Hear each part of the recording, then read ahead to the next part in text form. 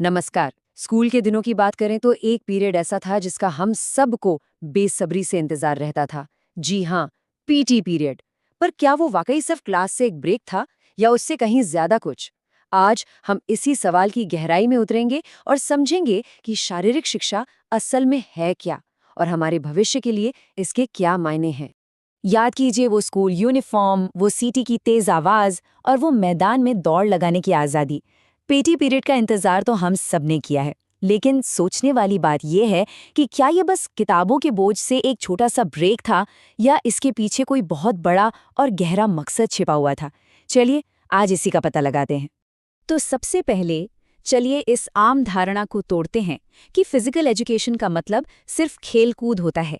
देखते हैं कि इसकी असली परिभाषा क्या है, जो खेल के मैदान से कहीं कहीं आगे जाती है। तो देखिए, इसकी जो असल परिभाषा है वो है गति के माध्यम से शिक्षा। मतलब ये सिर्फ शरीर को मजबूत बनाने के बारे में नहीं है।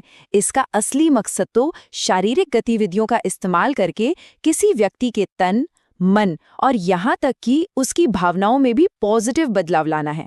आप यूं समझिए कि ये एक 360 डिग्री डेवलपमेंट का प्रोसेस है। और सबसे दिलचस्प बात यह है कि भारत में शारीरिक शिक्षा कोई नया कॉन्सेप्ट नहीं है। अरे, इसकी जड़ें तो हजारों साल पुरानी हैं। सिंधु घाटी सभ्यता में योग और तैराकी से लेकर वैदिक काल में कुश्ती और धनुर्विद्या तक, और तो और गुप्त काल में नालंदा जैसी महान यूनिवर्सिटीज में भी ये एक पूरी शिक्षा का बेहद जरूरी हिस्सा मानी जाती थी। तो ये तो हुई इतिहास की बात। अब लौट कर आते हैं आज के दौर में और देखते हैं कि एक अच्छा पीई प्रोग्राम किसी भी छात्र के तन, मन और सामाजिक जीवन को किस तरह से संवार सकता है। जरा इस तस्वीर को ध्यान से देखिए। यहाँ बच्चे सिर्फ खेल नहीं रहे हैं, वो फिजिकली, मेंटली और सोशली मतलब हर तरह से विकसित हो रहे हैं।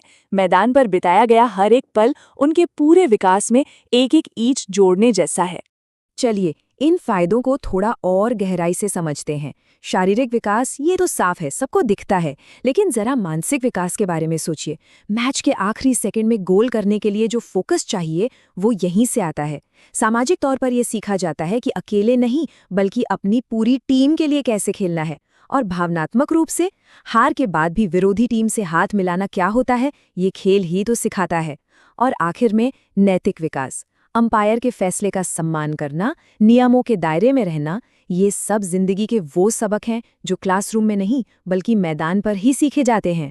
लेकिन एक सवाल उठता है, क्या ये सारे फायदे सिर्फ कुछ ही बच्चों के लिए हैं? जी नहीं, बिल्कुल नहीं।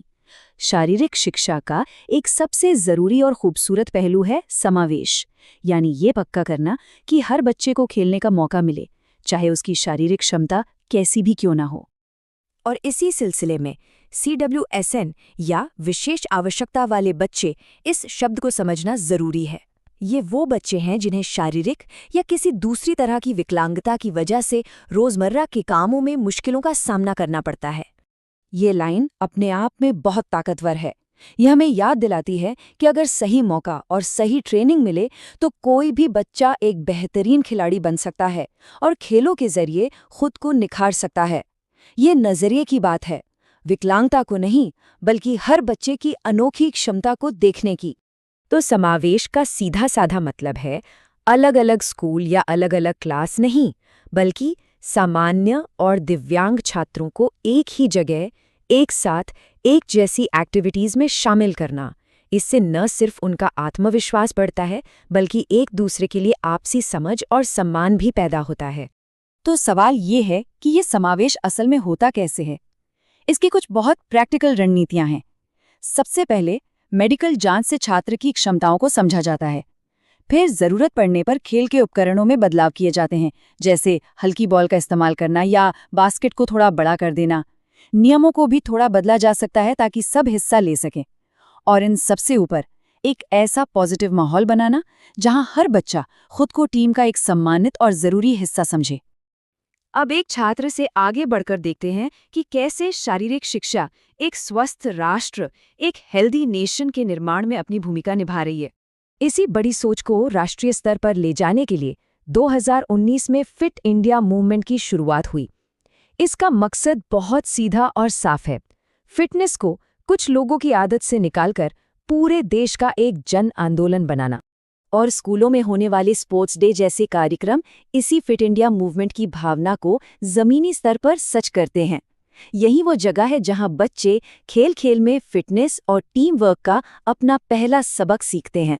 और शायद इस दिशा में सबसे बड़ा और सबसे हालिया कदम है देश की नई शिक्षा नीति यानी NEP 2020। इसने तो कमाल ही कर दिया है। इसने शारीरिक शिक्षा को एक एक्स्ट्रा सब्जेक्ट के टैग से हटाकर मेन सिलेबस का एक ज़रूरी हिस्सा बना दिया है। अब कानूनी तौर पर हर स्कूल में PE शिक्षक होंगे और इसे गणित या विज्ञान जितनी ही गंभीरता से लिया जाएगा। सच कहूँ तो ये शारीरिक शिक्षा के भविष्य के लिए एक असली गेम चेंजर है। तो संक्षेप में कहें तो PE सिर्फ एक खेल का मैदान नहीं बल्कि जिंदगी की पहली पाठशाला है। ये बच्चों का संपूर्ण विकास करती है, हर किसी को साथ लेकर चलती है और एक मजबूत और स्वस्थ राष्ट्र की नींव रखती है। और अंत में ये एक बड़ा सवाल हमारे सामने है। हम सब मिलकर ये कैसे पक्का कर सकते हैं कि PE का पीरियड हर बच्चे के लिए सिर्फ एक खाली पीरियड न रह जाए, बल्कि उसके जीवन को बेहतर बनाने का एक जरिया बने। ये एक सोचने वाली बात है। आज के इस विश्लेषण में शामिल होने के लिए धन्यवाद।